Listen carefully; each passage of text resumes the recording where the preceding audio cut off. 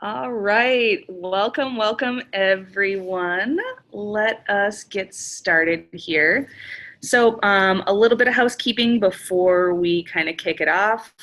We got folks that are joining us right now. There is below, there is a chat feature.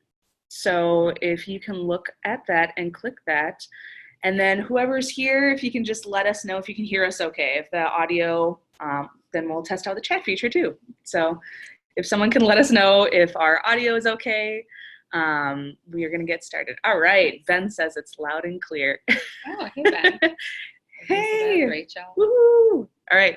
Well, welcome. We're really excited to be here today. We're actually here at Lunar Startups in downtown St. Paul. So huge thank you to the team at Lunar. We'll be talking about them a little bit more as we get forward. We are here with Mini AMA, and this is an interactive virtual education series that we do every month, and we sit down and learn from industry experts on a subject that they know best, and it's an interactive Q&A. I'm Maria Plussel. I'm the executive director of Minnestar. We're a nonprofit community organization serving Minnesota's tech community, and I'm really excited to have Caroline Karanja here with us this month. And we're going to be talking about cultivating a diverse and inclusive workplace. And there's really no better expert in the community to talk about this. From a technologist perspective, from a consultant's perspective, from a founder's perspective. So why don't you introduce yourself? Yeah, thank you. I'm Caroline Karanja, and I am the CEO of Hack the Gap. So we host women and non-binary individual hackathons. And through that work, we are helping organizations essentially recruit and build a pipeline to get more diversity within their tech teams. I also help organizations put data in action behind their diversity, equity, and inclusion work. And so that's everything from providing learning content, bite-sized learning across a number of different topics, to helping folks take a look at their data and understand how to use that in order to understand how to drive impact around inclusion within their organization, to consulting and helping them take some action steps around some of that work. So we work with, Blue Cross Blue Shield, a couple other different types of organizations. But as Maria, you might know, I'm also a technologist, built software over the last couple of years, which has been really fantastic. And so my perspective is very much from that lens. Nice. So we are going to have an opportunity. There's a few questions that we have come in before, but this is also your time. So if you're joining us, we really want to hear questions from you too. So that's what that chat feature is for. Throw out any questions that you have for Caroline, and we're going to get started. I'm really excited to have us here. You're actually a part, or we're a part of the first cohort of Lunar Startups, right? Yes, yeah. So the first cohort ended, it's a year-long cohort, ended in September. And yeah, it was really great, a really great experience. It was just nice to be in a space with other founders who are also trying to figure out where their businesses are. Mm-hmm. The programming was great. The coaching was fantastic that we got from it. And so if you want to learn more, they are releasing applications for their third cohort. Mm-hmm. So if you know of any amazing founders and startups out there, they should definitely go to lunarstartups.org, I think it is. Okay. And come and join us. There's a lunch and learn as well, where we'll be talking about the cohort and the next applications. Nice. Awesome. So as we get started kind of talking about, this is a topic that spans all industries, not just tech. But maybe we can get started with thinking about just some level setting of some of the terms. We hear DEI a lot. We hear diversity, equity, and inclusion. Maybe you can kind of just fill us in on how you would talk about just like the differences between the three. Yeah, so I would say diversity is literally the presence of having people with different perspectives at the table, different experiences, different identities. So it's literally just more about the presence of those individuals and those experiences.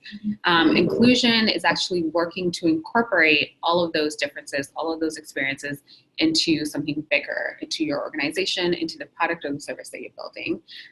Equity is a lot more about breaking barriers that make it so that certain people don't have access to resources and what they need in order to continue to thrive. So that's a lot more about breaking barriers and making sure that accessibility is key to the work that's being done. So it's essentially different levels, right? And there's other ways too of talking about this work: belonging, having a sense of belonging. That's one vocab term that's been popping up a lot lately. But being able to really see how those different terms apply to the work that you're doing is important. So, for example, when an organization says we want to have a more diverse workforce, that's really broad. What does that mean? Does that mean that you are finding it particularly challenging to attract, women to your tech team versus your marketing team? Like, you need to get really concrete in understanding what these terms mean within the context of your organization. So when you are working with clients, are you hearing from folks that, is it mostly about recruiting, or are folks wondering about retention too? Like, where do you have people start in their process? Yeah, I would say most of the time people want to recruit. Like, that's where they go to first. And I always caution folks to understand why people might be leaving before trying to get more people in the door. And a lot of that is just being really consciously asking people within your organization, what are some of the challenges that they're facing? Taking a look at the data. Are you losing certain people more than other folks, right? And so just taking a look at what the numbers are saying, listening to the stories of folks who are there. But yeah, most people are really looking at the recruiting angle, which makes a lot of sense, right? We have a lot of open jobs here that we need to fill, especially in tech. So I definitely understand that perspective. Okay. Well, there's a few really good questions that have come through that we've been talking about a little bit.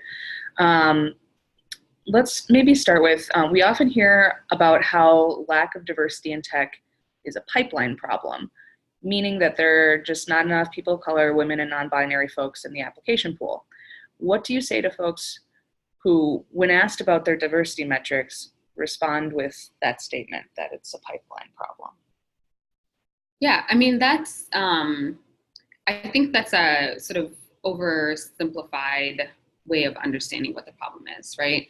The fact that women and people of color and non-binary people and other folks who are often marginalized within the tech space tend to leave tech so much earlier, that's a really big problem, right? And so seeing it as a pipeline issue or a challenge in terms of getting more people at the door, more people in the door, qualified individuals, doesn't fully account for all of the other factors that are in place. So I would say, it's not to say whether or not it's a pipeline problem, it's more to say that we need to understand what other factors are in play. So a lack of pipeline, looking at who's dropping out, and understand, okay, how do we address that, right? So then that way we could keep the pipeline as full as possible. Looking at how are we educating folks who are interested in entering the space? Are we creating spaces where we are able to educate women and people of color and all these other folks we want to see more? We want to see them have more access to this sector. And that's how you help address that. But on the other end, if you're still losing folks within your organization, if we're still losing folks in Minnesota and within the sector, then it's challenging to keep the pipeline full.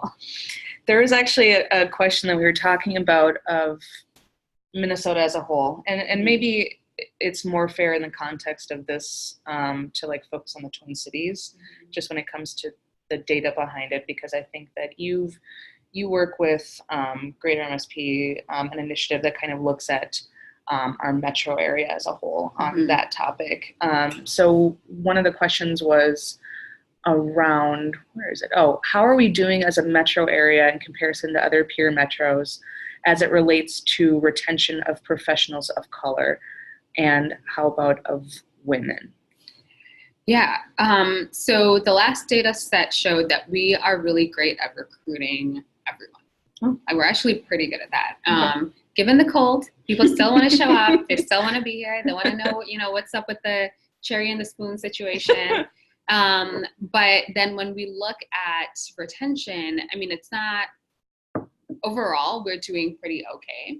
But then when you slice that data and just look at people of color, I think we dropped down something like 14 spots within the top metro areas. And that's not great, right? So we are getting people in the door, but they don't really necessarily want to stay.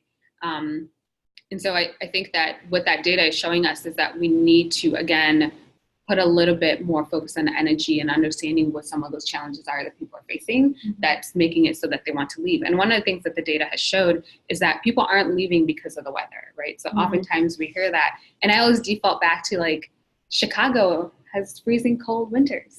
And New York also has, like, all of these places that are, you know, densely populated and have a very diverse population also have different weather challenges, you know, LA or whatever. Anyways, right? So I think it's a matter of us, you know, going back and really asking folks, like, what are some of the challenges that you're facing and how can we help address those? Some of those challenges include a lack of clarity in terms of professional growth.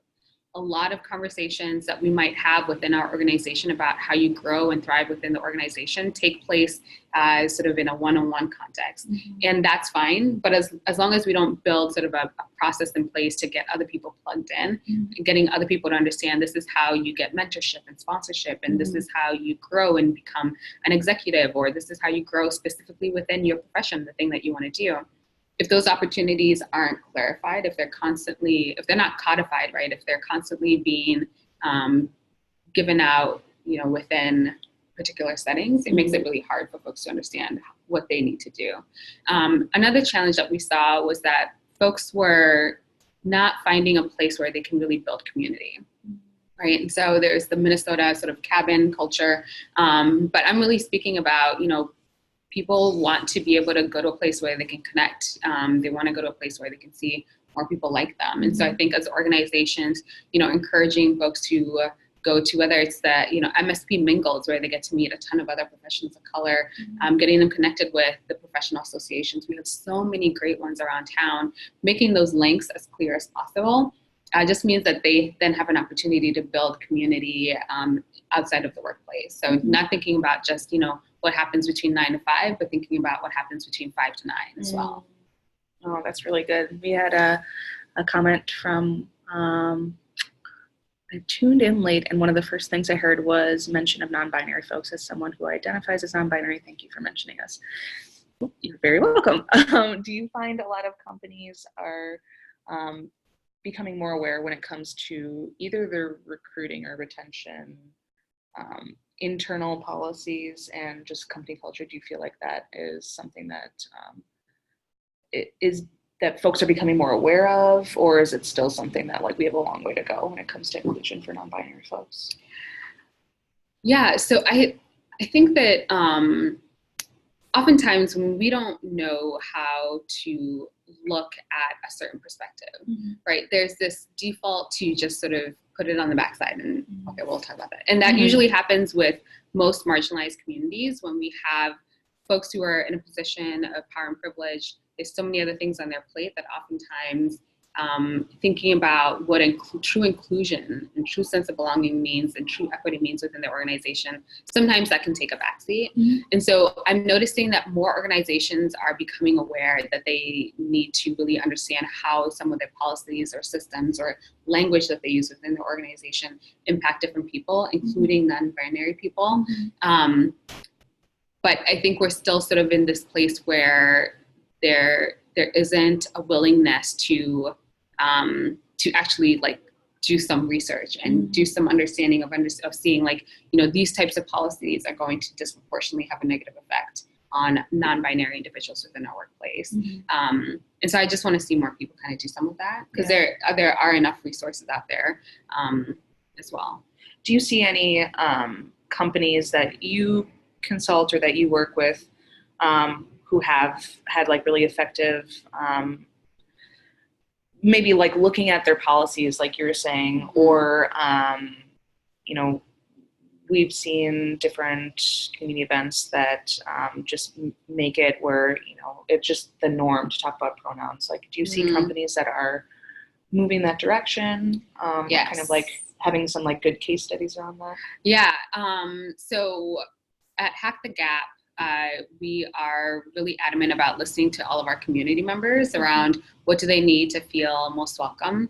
And one of our sponsors, SPS Commerce, who has been an ongoing sponsor for a very long time, one of the things I love is that they'll bring these pronoun stickers. And one of the things that they say every single time that they bring the pronoun stickers is, if we don't have a pronoun for you. Let us know what it is. We'll order them. So they're constantly looking to listen from the community and hear, what gaps do we have and how can we fill them?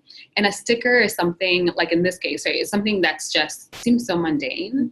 But what I think it does is that it creates a culture of normalizing people's identities, right? And so when I see organizations do more of those things, that really excites me, because what that does is that you're teaching other employees that, like, we're going to build a culture around this. We're going to educate ourselves. And that is, I think, just as important of us understanding what the policies and the systems that are in place that also need to be changed. So I would say SPS just mostly because I love that's something they bring to every single event, and it's just out there for everyone to see and understand. Great. Kara has a question. Do you have any advice for how to get a DEI program off the ground? Do you bring in a consultant? Do you survey staff? Do you start small? Yeah, that's a really great question. So I'm going to do a quick plug for the free Make an MSP Inclusive Workplace Toolkit. And so we can put the link in the chat there. But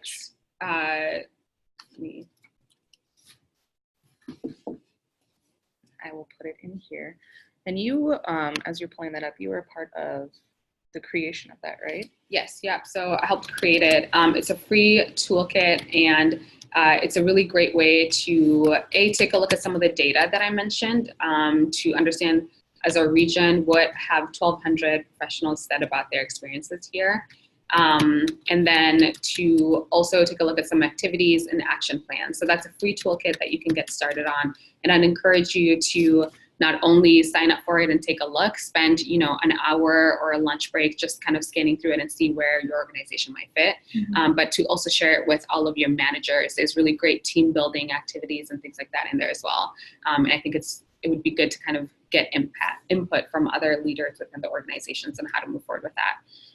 In terms of, what are some other action steps? I think definitely bringing in an outside voice is really important, because what that does is that it allows employees within the organizations to share about their experiences in a more free way. I'm not always a big fan of having like surveys where your manager and your HR people can see them and can identify them. The concern for retaliation is very real.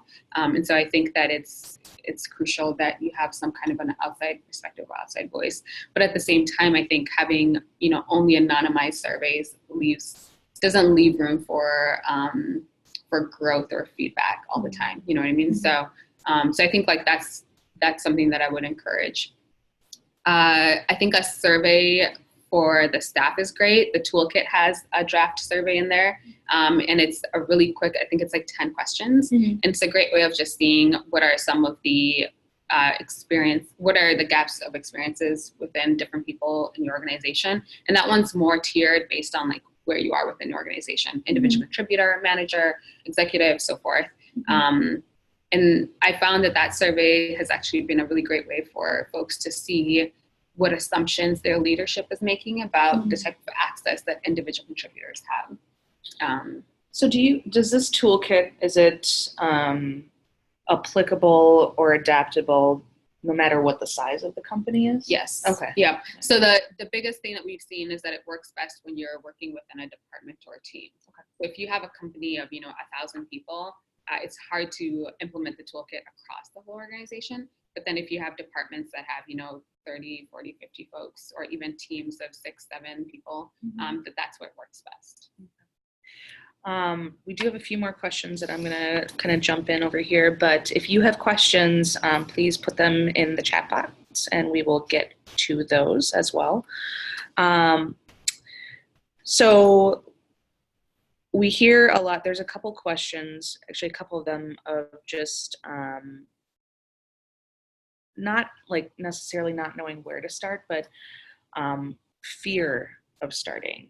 And you and I have talked about this, of just the fear of making a mistake, leaders fearing that they're going to be putting something in place that's influenced by their own lack of knowledge. And I think this really gets to what you're saying of like hiring someone like an outside consultant to be able to help you through that process. But you and I were also talking about how interesting that is within the tech community, because it's kind of cultural to a lot of the, move fast, break things, like kind of like it. So I would love to hear your thoughts on that, of just that tension that you see that's kind of specific to that tech community where, this is still something that, we tend to feel that fear of starting. Yeah. Even though in other processes in our company, that's not the case. Yeah. Yeah. So I think, so when I think about tech, right, like to your point, we love getting things off the ground. We love taking ideas, adding features. Like our products are not supposed to be done, right? They're supposed to continue to grow, and so forth. And so if you look at DEI the same way, I think first and foremost, if you have concerns about saying the wrong thing or any of that stuff, I think that there's plenty of resources to look at. I think in addition to consulting, getting a coach through your organization to help you maybe sort of get started from a personal perspective is also another good way of using a consultant, because I think that that is a very real concern, right? And so yeah, but we should definitely not let that be a stopgap. Concern about not doing the right thing is not a reason to then like actually put together resources to figure out how that works. I was mentioning it to you earlier that oftentimes these initiatives within organizations, I see people say, we really care about this, we want to hit the ground running, and then it's A, volunteer-led, almost exclusively, B, minimal resources are put towards it, and C, there's this idea that it's more of like a moral good, and it doesn't actually, folks don't see how it actually applies day to day within their workforce. I was saying that I've seen more organizations put more effort towards their fantasy football leagues than I have towards their DEI effort. And that's not great. And so I think, if you're an organization trying to get this started, if you're someone with an organization, you're trying to get this started, I think the first thing is just looking at how you might start other projects. And so first and foremost, take a look at, who are some local experts. We have tons of events here locally happening. Make It MSP is actually doing an event in December just focused on this work. And so there's plenty of places to go and learn more. So go out there, learn more, read. There's, again, podcasts, all sorts of things. But once you're there, don't be afraid to start, right? I say, move fast and learn things. Don't break things, learn things. And make sure that you're gathering feedback from people who are facing some of those challenges, and really noting what are some key opportunities that we have to make a workplace a lot better. I would say, some of the main symptoms of having a workplace that is not inclusive is things like constant conflicts amongst teams. It's things like a lack of communication. It's things like a lack of retention of certain employees. It's, constant, when you see constantly only certain people are getting promoted within a company, a lack of inclusion has very clear symptoms. And so if you don't have DEI efforts and you're not like getting sued or anything, that doesn't mean that it's not still affecting your organization.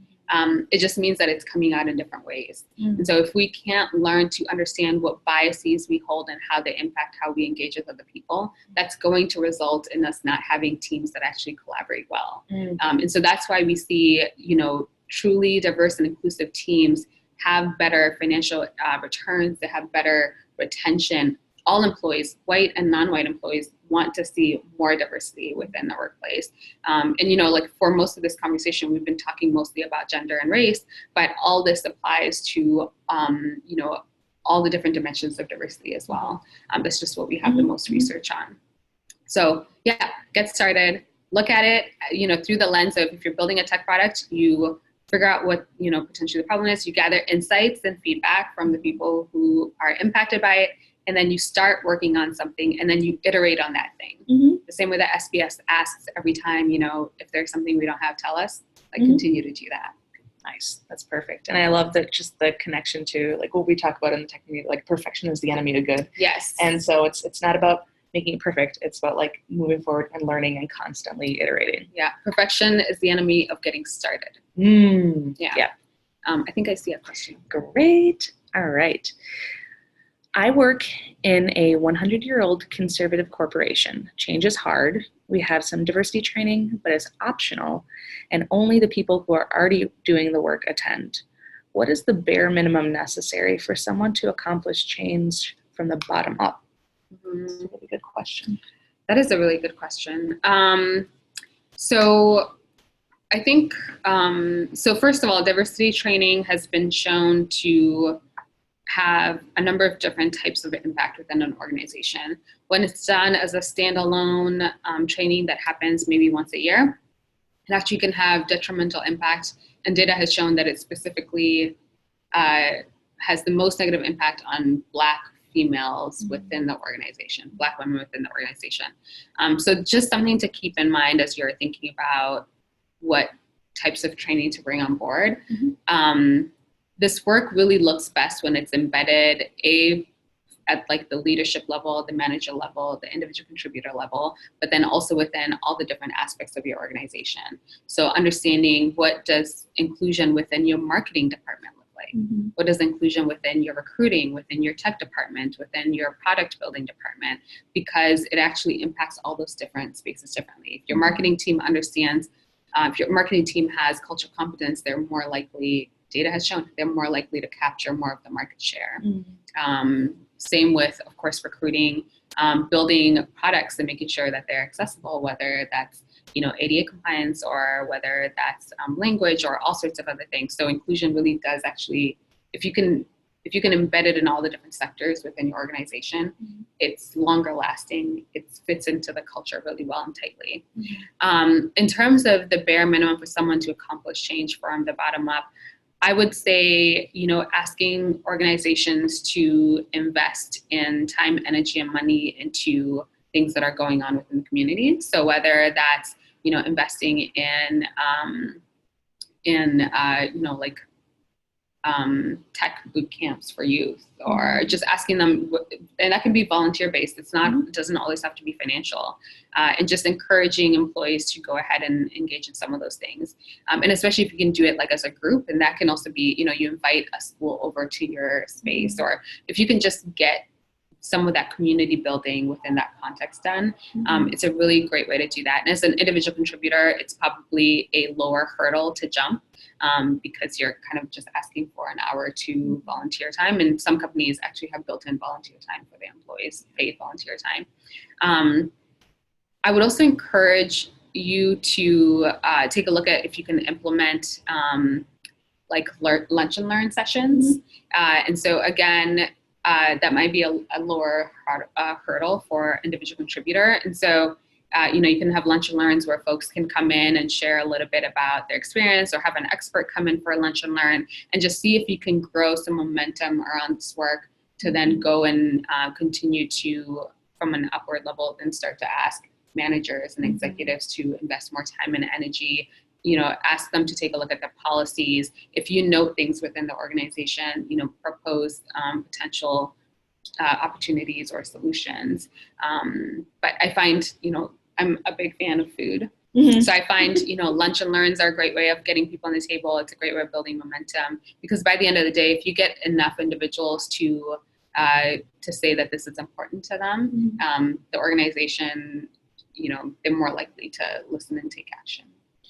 The other thing that I really like that question was talking about, and then we'll get to the other questions, is only the people who are already doing the work attend. And I know that we've seen that in just, sometimes there are events around town, and that's usually the type of attendees that are there. But you and I were talking before starting on, there is a very important place for, this isn't just, when we have a company initiative that's working on retention or inclusion, it's not just for people of color, and it's not just for women, it's not just for, there is a place for, I'm just wondering if you can kind of elaborate on that based on our previous conversation of the place for white people, the place for men, the place for cisgendered folks. Yeah. In these conversations and in these spaces. Mm-hmm. Yeah, I mean, it's really important to have comrades and allies, right? So first and foremost. The second thing is that going back to, another aspect of that question about sort of the bare minimum, again, if you can build momentum, that's how you get organizations to invest more time and energy into it. And so, I think, of course, kind of checking in and making sure that if it's like an event or a space that's being created, if it's a space for, just people who identify in a particular way, just doing a check-in, right? I think that that's important. But I would say if you are a cisgender white male, like you don't just pull back and say like, none of my, yeah, like I have nothing to do with this because you do, right? Yeah. We benefit from different aspects of our identities that give us certain privileges. And so being in the spaces and, whether it's allowing our privilege to then play a role in creating a more equitable space in a workplace, like that is a very important role to play. And it's a really powerful one. And so we need more of those people in this room. We need more of those people engaged, because that's one key way that we can really drive change is by having people leverage what it is that they have, whether it's, their voice or their table, asking them to step back, whatever that is, to be actively engaging. Now, the key thing I would say again is just checking in and asking, how can I participate? How can I help? And sometimes that answer might be like, we just need you to sort of pull back and to be willing to accept that that's what that is.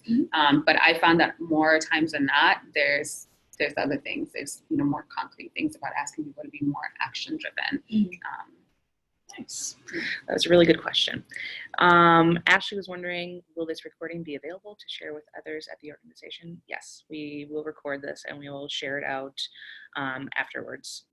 We usually share it out via our mailing list, but we'll also share it out with this group. Thank you for sharing the toolkit. There's also someone was sharing a really good resource from CNN on a good pronoun article. All right, so Rob has a question. Rob says, as an educator, I'm working on preparing the next generation of tech workers. We have a lot of resources that students use for support around areas of diversity and inclusion, for example, student clubs, advising opportunities, explicit efforts at inclusion, etc., that will not necessarily be available after they transition to the industry.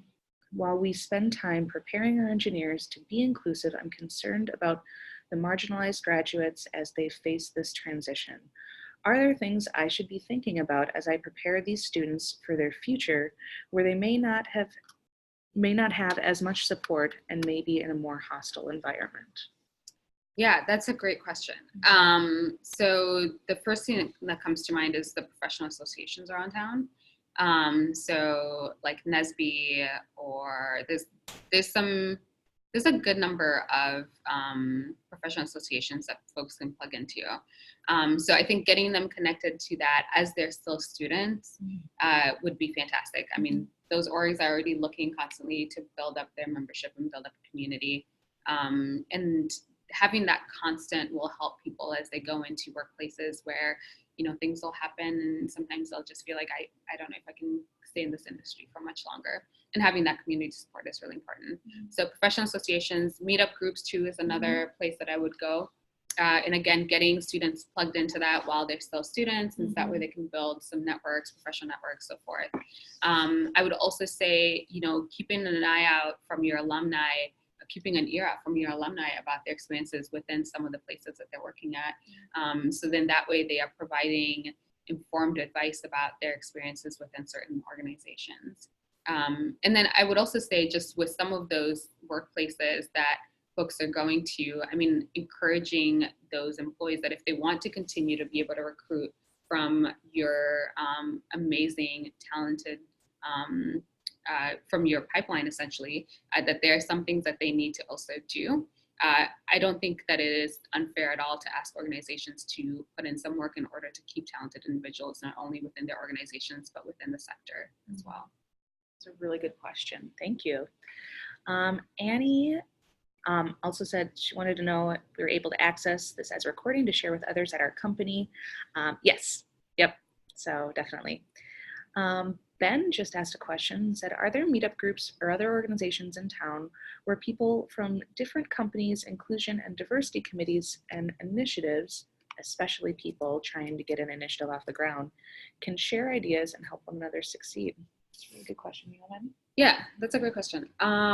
So I would say the event that's coming up over at BMSP, part of the agenda, and I'm not sure if this is public, but part of the agenda is that people will be sharing some of these ideas. Mm-hmm. So that's a great way. I think it's December 5th, I believe, but we can maybe send out a link. Yeah. And then I would also encourage folks to take a look at the St. Paul Area Chamber of Commerce.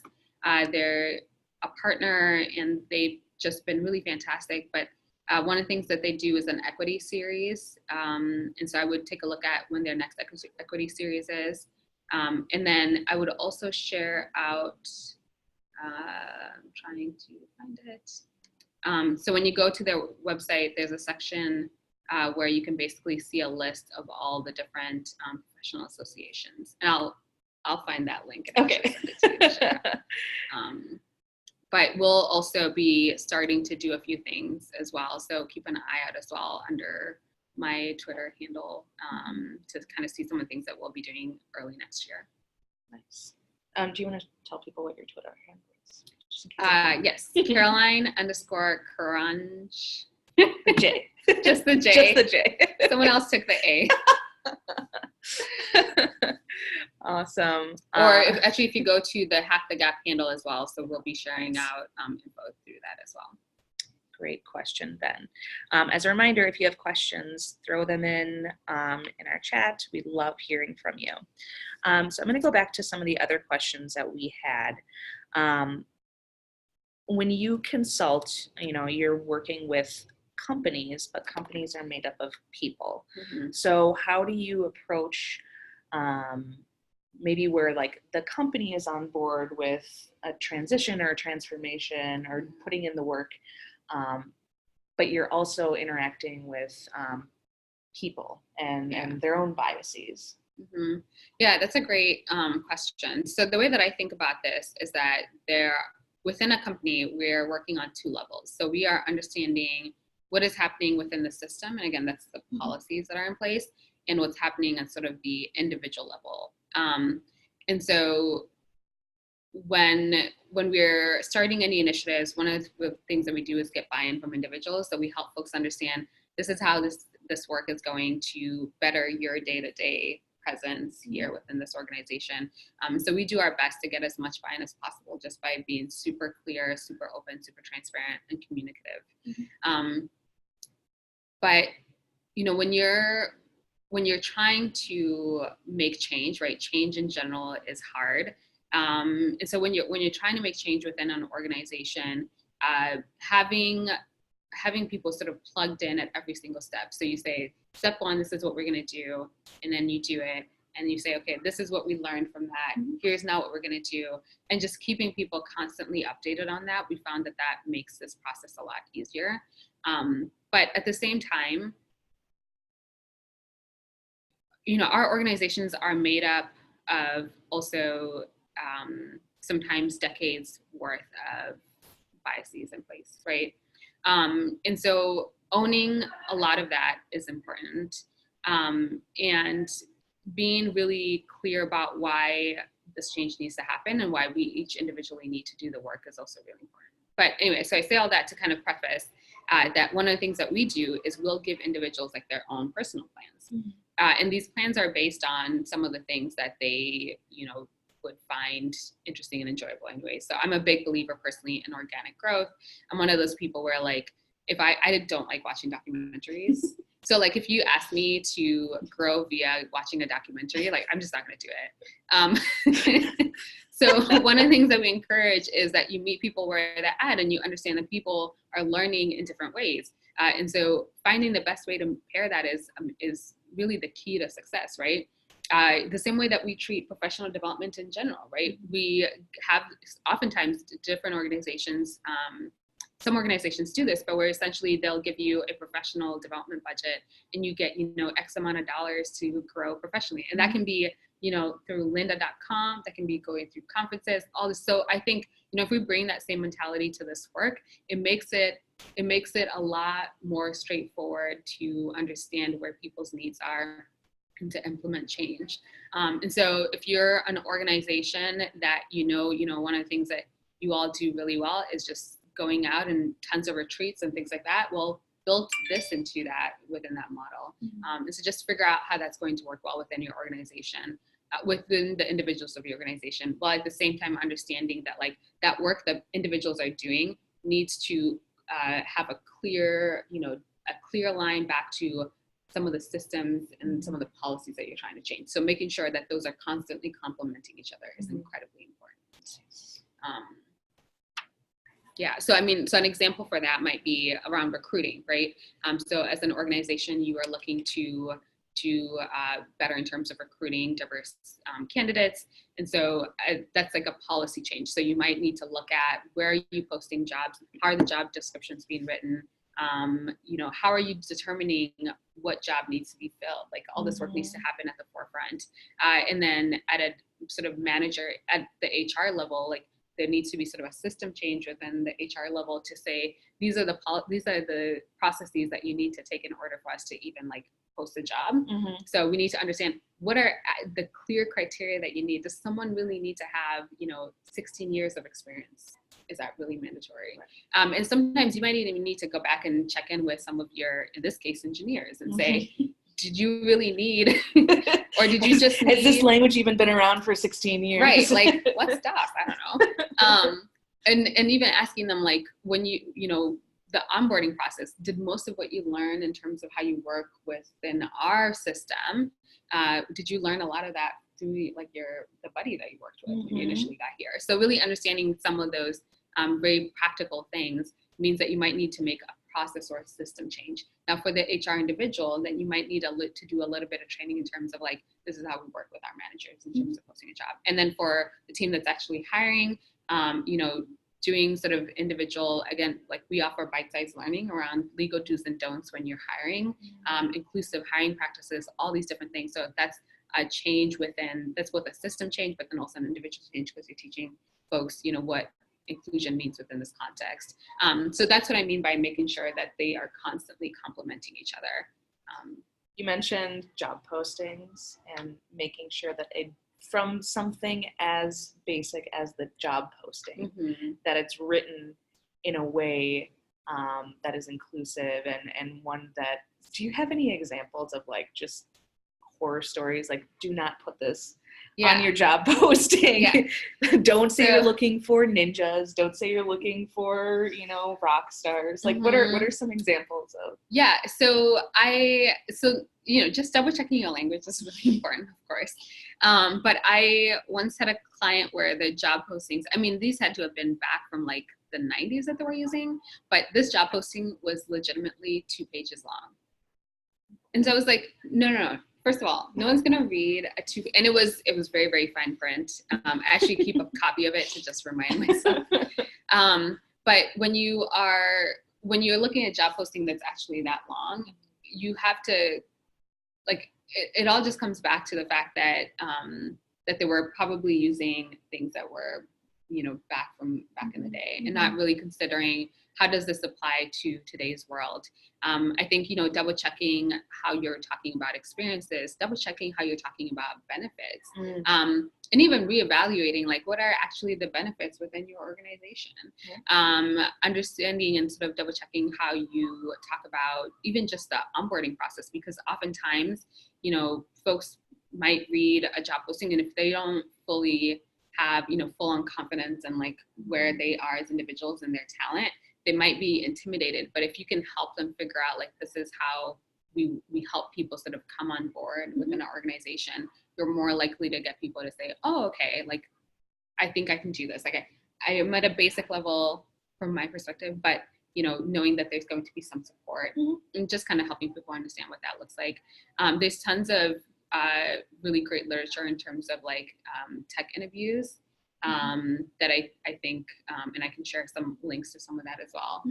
And so just kind of reconsidering what all that looks like. But I think keeping job postings as straightforward as possible, really going back and understanding what does success look like within this position and for this particular team is important.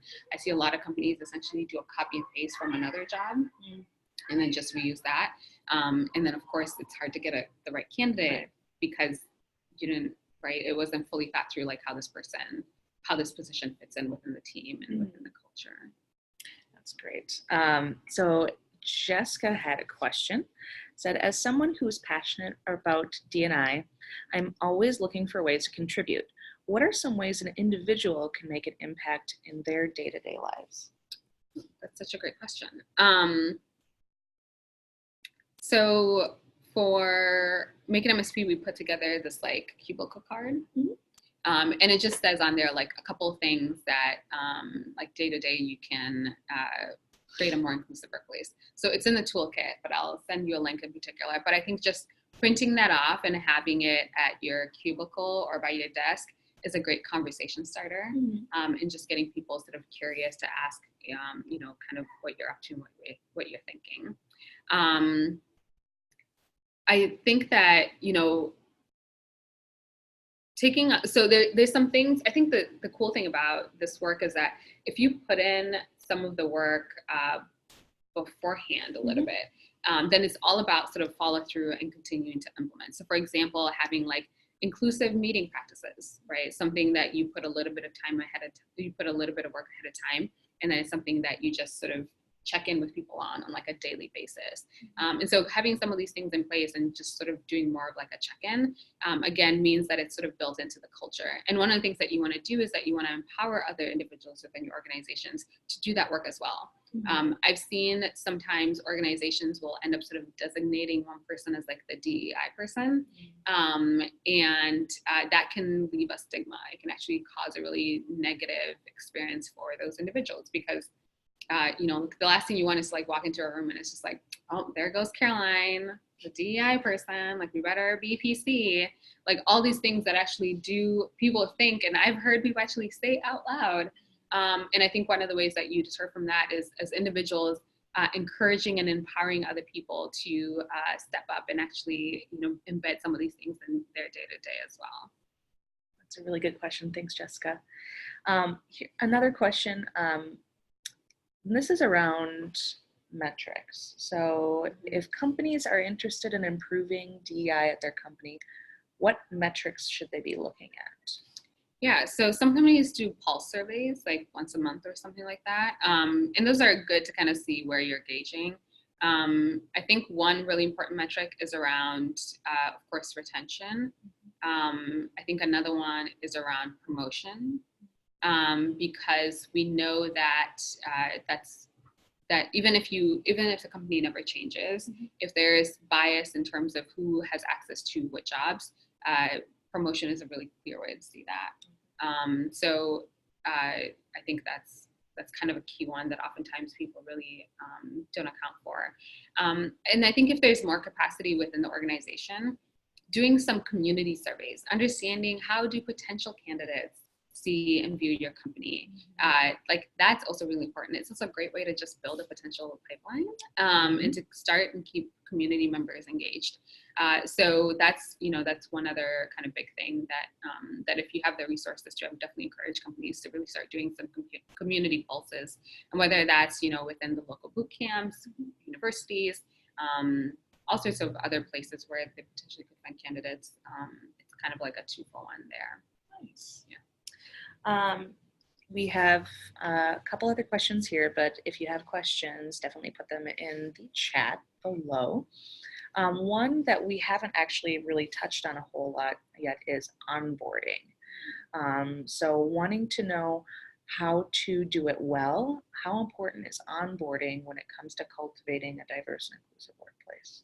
Yeah, that's a great question. Onboarding is critical. So when we think about like one way that people get jobs is by being referred, right? So what a referral kind of means is that you kind of have a buddy within the company. you kind of already have someone to go and have lunch with once you get there. And it makes that process a lot more straightforward. Going to a new company it's a totally new environment. And so having things in place that make sure that someone feels like they are welcomed, like really just sometimes the basics of understanding, this is how the printer works, or just some of those things that can be a little bit tricky and can cause some slowdowns and frustrations. I think also helping new individuals within the organization make connections with people that actually share their interests. And so if you have like monthly meetings with your company, you could, of course, use that as an opportunity to, give a shout out to all of your new employees, but then also if you can like sort of build in there, like people are able to share their personal like hobbies or some of the things that they're interested in professionally and personally, just helping build some community and seeing if people are able to sort of naturally make connections across the organization. So I think onboarding is something that shouldn't always just happen within the first. I've seen sometimes that it's only like just the first week. That is not full onboarding. Onboarding really takes closer to 6 months. But I would say onboarding is something that needs to happen constantly for every single individual within that organization. The point of onboarding is to make people feel welcome. And so that should be something that is kind of ongoing. That's a good question. Another one has to do with retention, this one has to do with recruiting. What are some of the biggest mistakes companies make in trying to recruit talent from underrepresented groups? Yeah, I think the biggest mistake is just saying we're going to post a job and people will come to us because we're special. And all of these organizations are, They actually are, but also so are all the individuals. And so that's kind of the biggest thing I see is people will just essentially sort of post a job and it lands where it lands. Another mistake that I see is that people will often look to essentially hire individuals from other companies, so basically poaching people from other companies. Or they will start to look outside of the region for these talented individuals. The truth is that we live in a pretty diverse community here in the greater Twin Cities region. And again, starting to cultivate some of those relationships is really important in terms of building a brand awareness and building a connection with some of these organizations, an authentic one with some of these communities. The biggest mistake definitely just kind of posting it out there. I think one way to actively address it and actively start to make a change there is to think about recruiting as sort of a long game, right? To think about recruiting for the job that you'll have open at the end of this school year in June, right? And so what can be done now to help prepare for that process? The same way that, when we're looking to build new products or whenever we're facing new challenges, like we do a little bit of research, we invest, we know that the work that we're doing now, we're probably not going to be able to fully see it pay out until, a few months down the road when we release our product or release our feature. I think that same type of framework, using it here and understanding that investing in understanding how to recruit underrepresented individuals and how to recruit from diverse communities and communities of color means that you have to do some of that research now and invest more of that time now and then see the payout in a bit. There was kind of a follow-up question to that, and reminder to throw out your questions. We do have another 5 minutes, so now is the time to get your questions answered by the amazing Caroline Karanja. What are some best practices in recruiting a diverse pool of talent? So you touched on a few of them of you need to actually, be going out and building authentic relationships with the communities that you're trying to attract to your company. But are there any other things that come to mind as best practices you've seen? Yeah, I think thinking of any opportunity where you're putting your name and your brand out there as an opportunity to recruit, which is why, again, I go back to building diversity, equity, and inclusion into multiple sectors within your organization. Again, if people are seeing truly authentic marketing efforts that are, connecting with their community, that's going to build awareness. So just kind of embedding and infusing this in other parts of your organization. I think for sure reaching out to other like media and websites that are more connected to some of these other communities. So, going beyond just posting on Indeed and looking at, especially our local organizations, there's some really great, media and connecting there. That's one really clear way. I would say another thing too is that, and I've heard this a lot from candidates, is that they get this feeling that like people just want to get them in the pipeline, but don't actually want to hire them. So there are some companies that that are, unfortunately sort of known for essentially kind of just having where like the sentiment is that they basically will fill up their pipeline and have these candidates that they're kind of saying, okay, no, we're really interested in this, and they're showing up in different ways, but there's little follow through on that. And so just kind of, I think, bringing more authenticity to that process. Let's see, something else. I mean, I would say definitely where you post. Again, going back to the conversation we were having around how you post, thinking about the language, thinking about, how accessible the actual job posting is, thinking about diversifying outside of the network that you already have, thinking about plugging into influencers and other organizations that are, not sort of not part of sort of this intense sort of mainstream. Again, Indeed as being one clear example, and just kind of being a little bit more creative with that. But, within that question, again, diverse is such a broad word. And so if you were to say, how do we recruit women in tech? Like, then I can give you like specific meetups to go to. By the way, meetups are a great way to get to know people. And usually, if you are willing to sponsor for food, most meetups will let you kind of share what positions you have open, things like that. So again, if you can sort of get really specific as to what it is that you're looking for, and where you want to get your name and your brand out there for, I think that's great. And then also, sorry, just to mention this, highlight the talented individuals that you have within your company. Like, give them a platform if they want it, give them opportunities to go and do speaking engagements, to bring meetup groups into your organization. Like, there are plenty of hacks in terms of like trying to figure out how to use, constrained resources that you might have. But by the end of the day, the authenticity piece is key, because if that's not there, people feel it right away. I wonder if we should definitely take a second and just like plug some really good meetups and community organizations and maybe associations too that serve women or professionals of color. Or so maybe, and folks that are here too, throw them in the chat as well. So if we were thinking about, let's start with professionals of color, because you had mentioned a couple associations. Yeah, so I have a list here, and we'll include it in there. But NABA, which is the National Association of Black Accountants, and there's basically a version of that for all different sectors. But I think for this group in particular, NESB is a great one, the National Association of Black Engineers. We have all the, there's Women in Tech, there is Women Who Code, some of those local meetups that have national chapters. There's Hack the Gap. There's so the ones that's coming to my mind right now. There is Gravity.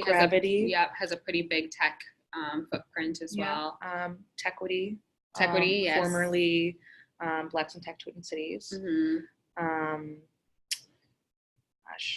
ones that there's a bunch of also events that happen throughout the year to kind of keep an eye on. But these are some really good places to start, of just kind of plugging into that community, to encourage your employees to plug into that community too. And also, I love your example of a lot of these meetups are looking for hosts of locations, or if you want to buy pizza, and that is a really great way to kind of make those authentic relationships and give back to the community too. Yeah, definitely. I'll say, through Hack the Gap, our biggest hustle is, where are we going to host? So you have a really great resource, which is literally your space. And so, someone shared. WomenInTechTwinCities.com. Yep, WIT twincities.com. Jessica just shared that Yep. with us. Podcast focusing on sharing diverse stories. Ashley's wondering if we can send a list of those organizations and meetups as a follow-up email. Absolutely. We can definitely do that. Yeah, and please, if there are other ones that are coming to mind in the last kind of minute or so, write them in the chat and we'll include that in the email that we send out after this. Yeah. We are kind of close to time. Oh, Code Switch, of course, how can we forget Code Switch? Sorry. Code Switch is an incredible hackathon that happens once a year in the Twin Cities. So you should definitely check that out. It's kind of disrupting civic and social inequity. So that's a good one. Yeah. All right. Well, is there anything else that you want to say before we head on? I think the biggest thing I would say is just get connected to some of the, especially professional, like association and professional groups. They're going to be a really great resource in terms of not only recruiting, but then also connecting, your amazing, great candidates into communities within their profession. It is one of the top reasons why folks leave companies is sort of that lack of professional connection and mentorship, as well as a lack of sort of awareness in terms of like, okay, what do I do after work? Right. So that one tends to really nicely hit both of those. So when we send out this list, I would say just connect with them and stay engaged with them and then see if you can get some of your employees plugged in there. I think one big thing that larger organizations are able to do that smaller organizations may not is have things like business resource groups or employee resource groups, and these kind of serve in place of that. Absolutely. Well, thank you all so much for joining us. We are going to have a couple events coming up next week. On Tuesday, we have a mini demo back to campus, which is an event that is kind of the same as what we do about 3 times a year, which is a mini demo, a tech showcase locally here in town. But all of the presenters this time around are either current students or recent graduates. And we haven't announced the presenters yet, but they are incredible. And it's like some middle schoolers who are like, wow, built unbelievable things. What was I doing in middle school? I still wanted to be a dolphin trainer at 14. So, so that's coming up on Tuesday. It's the Tuesday before Thanksgiving. And then next month, we're going to have another mini AMA, and we're going to be joined by Matt DeCure of Invisible Network, and we're going to be talking about hiring junior devs 101. He's fantastic. Yes, yes. So thank you for joining us, and we hope to see you around at future events and next month. Bye. Thank you.